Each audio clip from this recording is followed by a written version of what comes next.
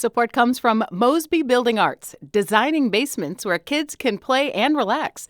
Information at callmosby.com.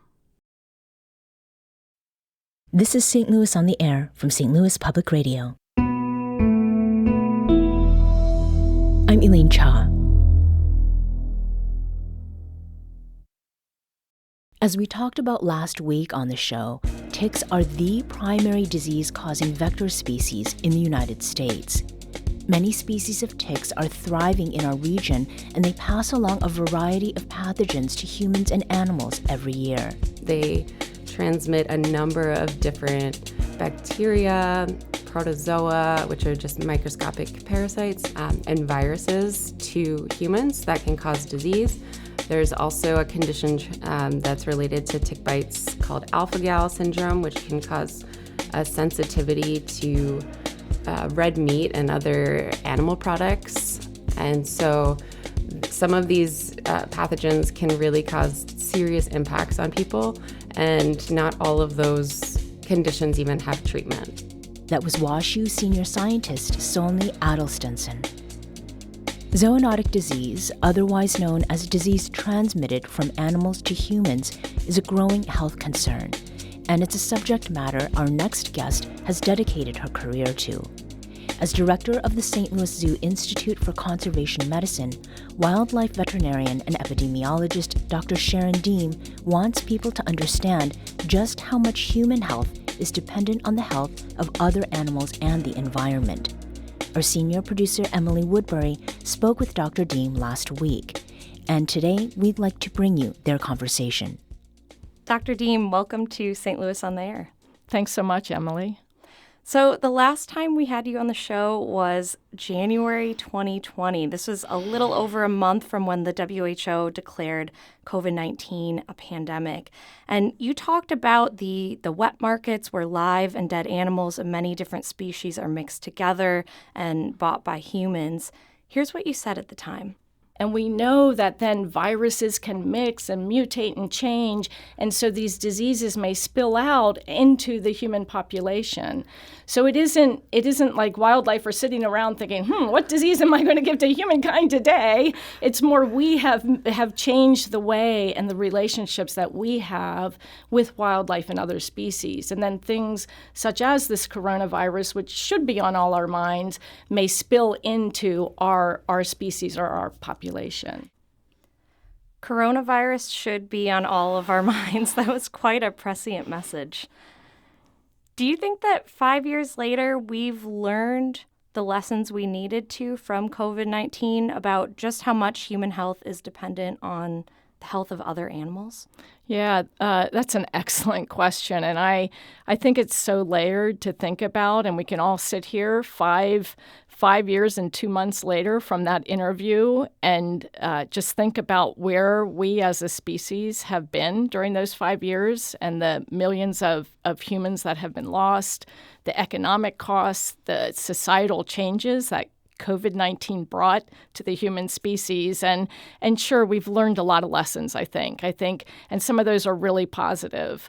And we handled the pandemic the best we could maybe at that time. And so some of those lessons, I think, are so important for today when we think of some of the public health challenges we face. Some of those lessons might be that we didn't do quite what we might need to do. And so now we need to be looking at how to be prepared and prevent, hopefully, another COVID-19 type pandemic. And that discussion of wet markets, and I believe we talked to you back then about, or is it called zoonotic diseases or? Yeah, so zoonotic diseases. So those are those diseases that are shared between human and non-human animals. We're all animals, but it's those diseases that the animals share with the human species. Mm-hmm. And I think, this. When we, again, think of like wet markets or we think of tropical regions where there's a lot of biodiversity, but zoonotic disease is not something that's just occurring somewhere else in the world, right? It is happening right here, just like we talked on our show last week about tick-borne illness. Correct. These are things happening in our region. Yeah, and the interview you all did last week was amazing, thinking about right here at home in Missouri and how important tick-borne diseases are for humans, our domestic animals, livestock, and wildlife. And so, yeah, tick-borne diseases are definitely one of those shared diseases that can impact across from humans to all other animal species. Well, today it's avian influenza that is making headlines. We're seeing a broad range of species that are affected by bird flu. Poultry farms are killing off their flocks. It's spreading among dairy cow. Large amounts of dead wild waterfowl are being, washing up on lake shores, rivers, streams. And, we're seeing thousands of seals, actually tens of thousands of seals around the world are dying from the virus. And then other mammals, bears, foxes, domestic cats and dogs, tigers and leopards. To me, as a layperson, this seems like an extraordinary spread of a virus among many different animal species. Is this iteration of bird flu really remarkable in its ability to cross over between species? So the short answer I would say is yes on one level. I think really when we think of avian influenzas and avian influenza and remind ourselves that back in the early 1900s, that was the last big bad pandemic before COVID where 50 million humans died from that particular strain of avian influenza. And avian influenzas have been around for centuries. And we know that they are naturally and low pathogenic or low just circulating in waterfowl without causing problems. And what's become increasingly occurring over the past few decades is the ability to turn into these high pathogenic avian influenzas. And when we think about high pathogenic, we're considering it for the domestic poultry, right? Is it highly pathogenic for those poultry animals that supply humans with a food source? And the unique thing about this outbreak is that we know that it's spilled over into so many different, not just bird species, but so many different mammal species, as you pointed out, from marine mammals along shorelines to dairy cattle that are part of our food source. So it is of particular concern that this strain has been able to infect so many different species in both birds and mammals. And so I think that, again, to rephrase something I said 5 years ago, is it should be on all our minds right now. Do we have any clues as to what is behind this? So I come out thinking about these diseases that are impacting human public health as well as wildlife conservation by thinking about some of the changes that humans have placed on the planet in this time of the Anthropocene. So anthro are humans, right? And we're creating some of our biggest health challenges. And when we think about avian influenza, which I think is such a good example to think about this, and our development of once wetlands, so like our paving over and changing wetlands where these millions of wild birds use as flyover zones, right? Here in the Midwest, we have a flyover zone for wildlife birds. And in many of these places where we've modified the habitats, we've also created large poultry factories or poultry farms, right? So the ability for wild birds to mix with domestic birds and share these viruses makes a virus happy in many ways, helps with mutations that can occur that changes a once lowly pathogenic, happy little virus into a highly pathogenic one. So I think when we consider these zoonotic pathogens that are impacting the human population today, we need to think about how we are creating the landscape that allows for these shared pathogens to then be spill over into the human population.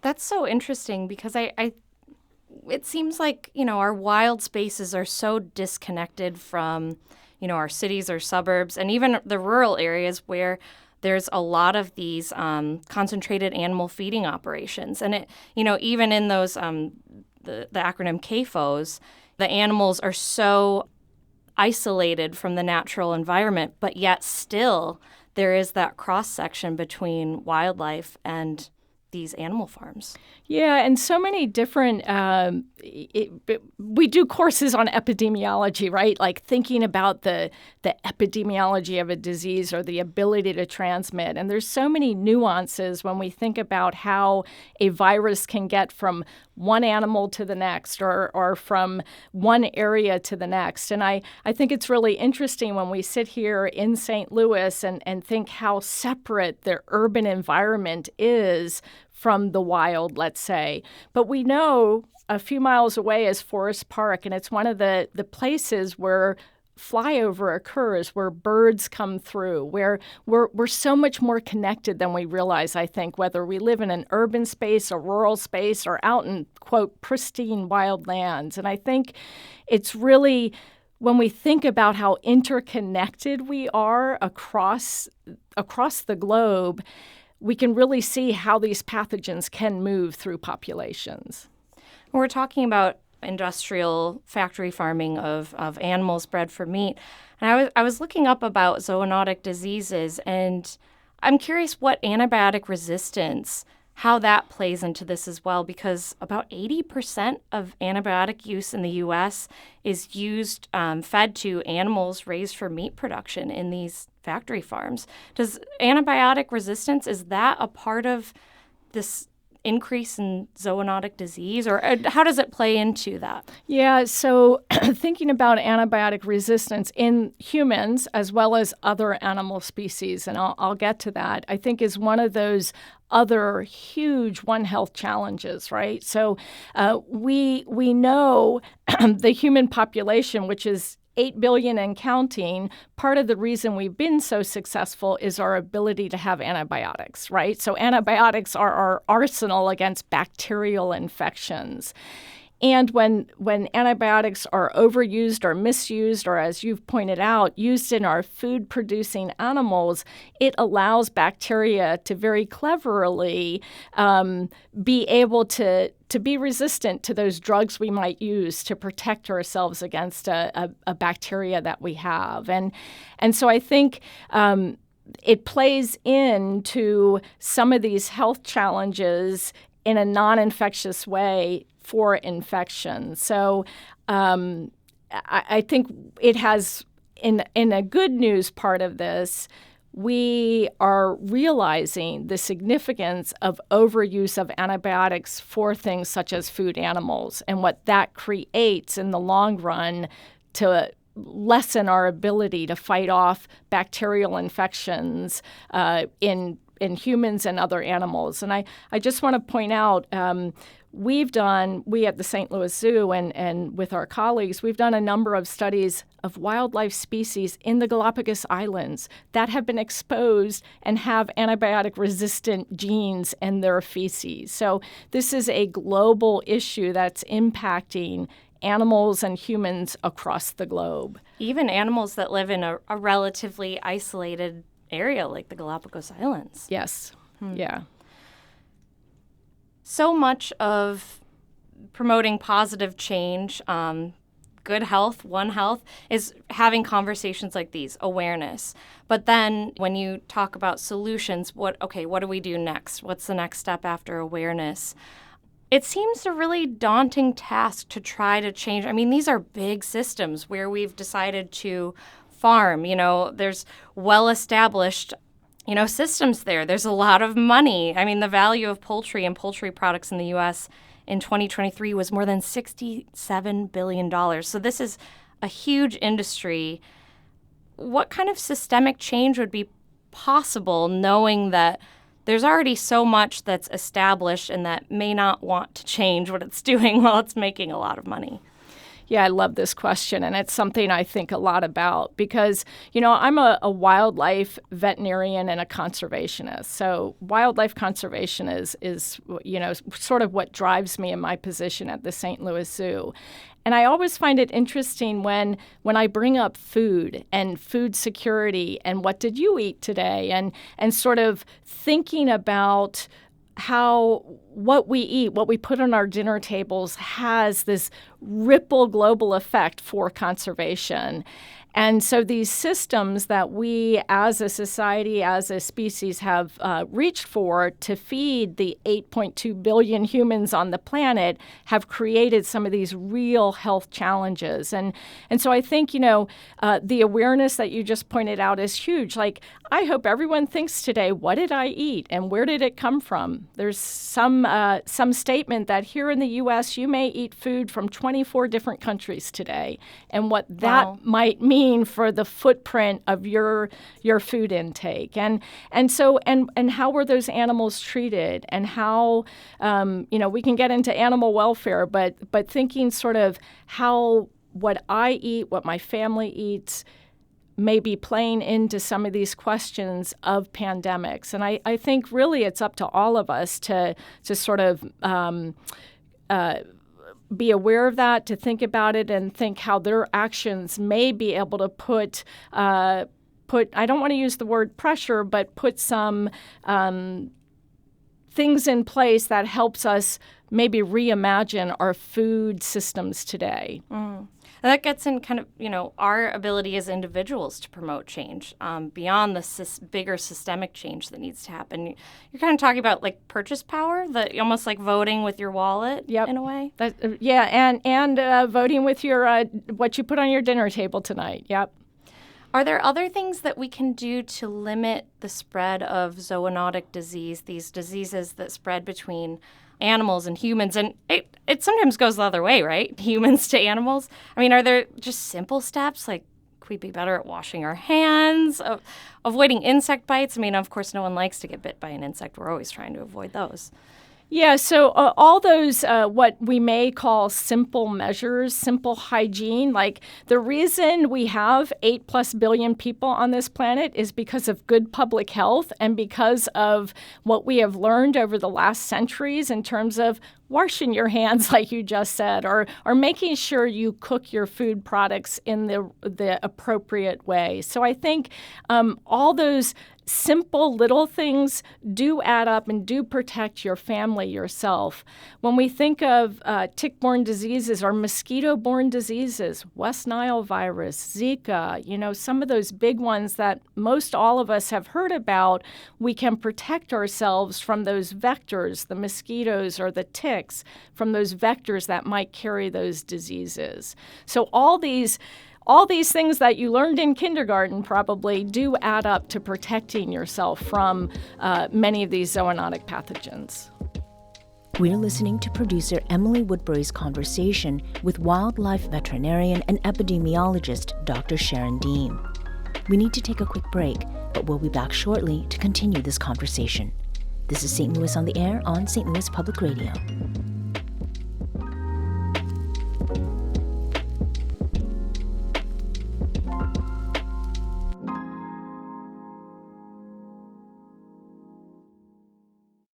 Support comes from Mosby Building Arts, renovating basements to boost home value. Information at callmosby.com.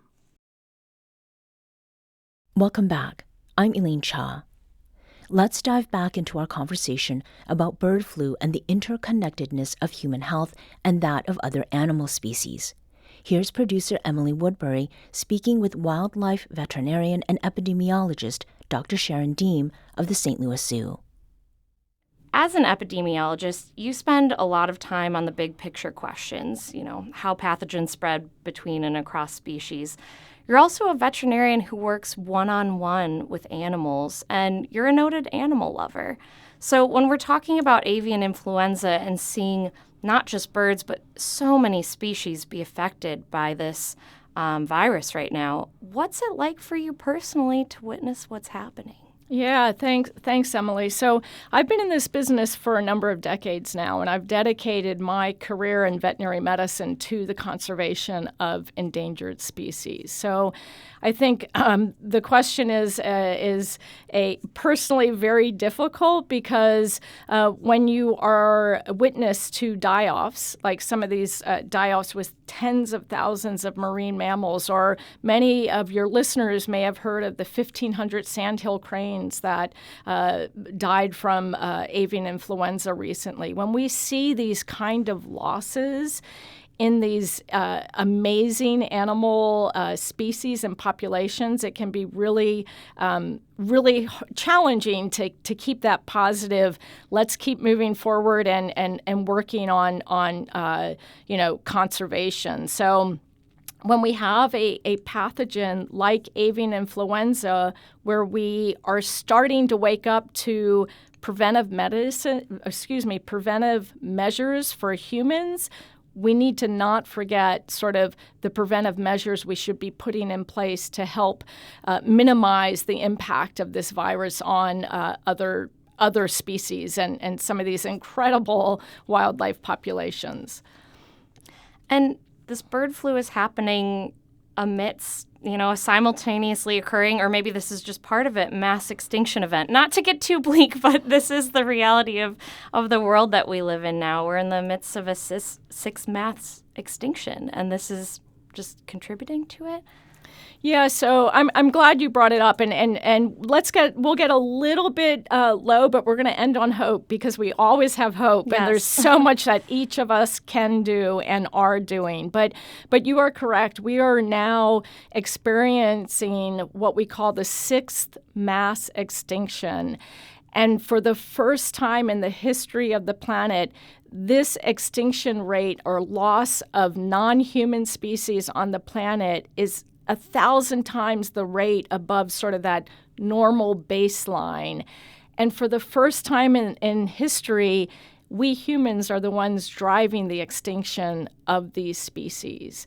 And I think we should all think about that for a minute or two and kind of maybe a few more minutes, too. Maybe more than a minute or maybe two. for you next generation One Health practitioners, maybe for your full career, we should be thinking about this and really what are the measures that we can take to slow extinction or slow the loss of these wildlife populations. And I think for those other listeners who might not be conservationists, if you look into it, you will see that your health, your family's health is dependent on the conservation of biodiversity, on the conservation of other animal species. And so that should get all of us to care about how we can minimize and slow down this sixth mass extinction or rate of extinctions that are occurring. What's a good example of that interconnectedness that we can really take with us and say, oh yeah, this is a great example of how positively impacting our environment and other animals helps us as humans? Yeah, I hope I understand the question, and I hope you're okay that I'm going to move away from avian influenza and another topic that many of us do think about, and that's plastic pollution. So plastic pollution has been in the news now for decades, right? And ways we can minimize plastic use and single-use plastics. And many of us have heard of the Pacific garbage patch and just where the plastic we use, where it ends up. And we know that this plastic, both the plastic itself can create challenges to animal health. We've seen the whale on the beach with a stomach full of plastic. We've seen the sea turtle with a straw in its nose. And we know that plastics themselves can cause problems, but we've also learned, and some of the studies we've done through the St. Louis Zoo, that the chemicals in plastics have real physiological impacts on human and animal species, so these endocrine disruptors. So here's what I think is a health challenge for humans and animals alike that really can be solved, right? Because minimizing the use of plastics, figuring out how to handle the plastic pollutants of today would only improve your health and my health, but also would help with the conservation of wildlife and biodiversity. So that's a real win-win when we tackle one of these non-infectious disease problems that is really facing species across the globe. Yeah. And it's not just whales that they found plastic in. I mean, plastic is in all of us right now. Plastic's in all of us. That is correct. So what does give you hope? So much of what we're talking about is so daunting and so hard, and it's so global. And you're thinking, okay, what can I as an individual do? What is giving you hope right now? So many things. There are so many things that are giving me hope. Just being invited here to speak with you and the interest in this topic with your listeners. But a couple things come to mind, and we talked about the interview 5 years ago at on the doorsteps of the COVID-19 pandemic. A couple years before that, I actually here in St. Louis gave a TEDx talk, and in it I talk about sort of you need a heart attack. You as a human, you need a heart attack before you're going to listen to your doctor, before you're going to slow down on drinking or smoking or eat better. And we today, thinking about the changes, the health impacts on this planetary scale, I would argue we're sort of at that planetary heart attack point. And that might not sound hopeful, but just like that patient, the single human patient, we as a community are seeing this. And it takes a heart attack, it takes a crisis for people to move into action. And that gives me hope. And I think a lot of the younger generation, younger folks maybe listening to this right now, they see the connections. They see the health challenges and connections with humans, animals, plants, the environments that keep us all healthy, and they want to take action. And so I find that very hopeful. You're the director of the St. Louis Zoo Institute for Conservation Medicine, which I believe is about in its 14th year now. Are there examples of, in your work with the Institute, are there examples of gains when it comes to habitat conservation, species recovering from the brink of extinction, that we might apply to all the challenges that we're talking about today? Yeah, so another program that the zoo's been very instrumental in for the last almost 14 years is down in Galapagos Islands off the coast of Ecuador. And I just returned from our field site there where we work with the iconic giant Galapagos tortoises. And how giant? Just to give us a picture. How giant? Let's say 600, 700 pounds for the big males. So wow. So they're big. Google a photo and you'll say, wow, that is a giant tortoise.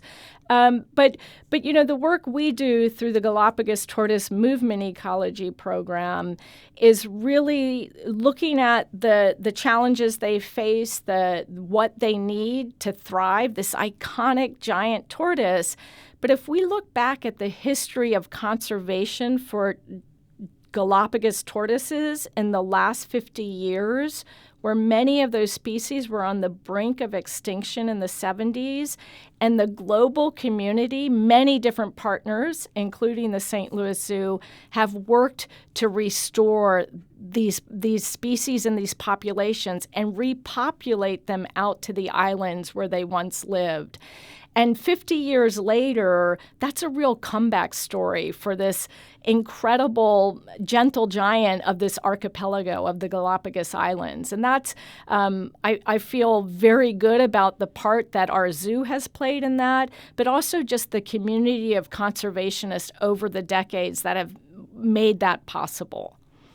And when you say the work the zoo's done on that, specifically, is this something we can apply to other endangered species, of taking species into zoos, sanctuaries, breeding programs, and then eventually with the goal of bringing them back? Love into that the wild? question. So one of the great things of accredited zoos, which the St. Louis Zoo is an AZA accredited zoo, so much of what we do is both here on campus at our zoo, but also globally, right? So out in the, quote, wild. And we have a number of programs both at our zoos and many other zoos where we do what's called captive breeding, where we breed animals in human care and then we replace them to the wild. And one of the really great example of work that the St. Louis Zoo has done with partners here in Missouri is the hellbender. So that crazy little amphibian that's in our streams, Little snot otter. the little snot otter, and really sort of using the skills, the education of our staff at the St. Louis Zoo to work with these animals and then to be able to reintroduce them back into their natural waterways here in the state. So you may see a snot otter when you're out rafting this summer. I mean, that's beautiful. And that's one of the many, but one of the roles that zoos have played in the last decades with bringing species back from the brink. Dr. Deem, thank you so much for speaking with us today. Thank you, Emily. I really enjoyed it.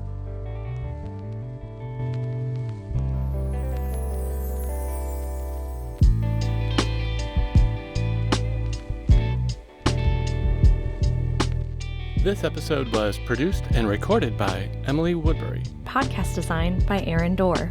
Our executive producer is Alex Hoyer. St. Louis on the Air is a production of St. Louis Public Radio. Understanding starts here. Do you find yourself regularly listening to episodes of St. Louis on the Air? Suggest us to a friend you think might enjoy our conversations. And leave us a review and rating on Apple Podcasts on the App Store. It's the simplest way to help people discover our show.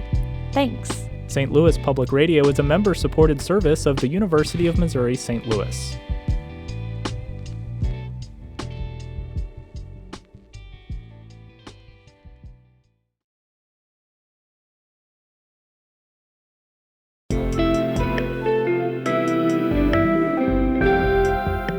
The Gateway brings you the day's news each weekday from around the St. Louis region and the state capitals in Jefferson City. Our schools are accredited.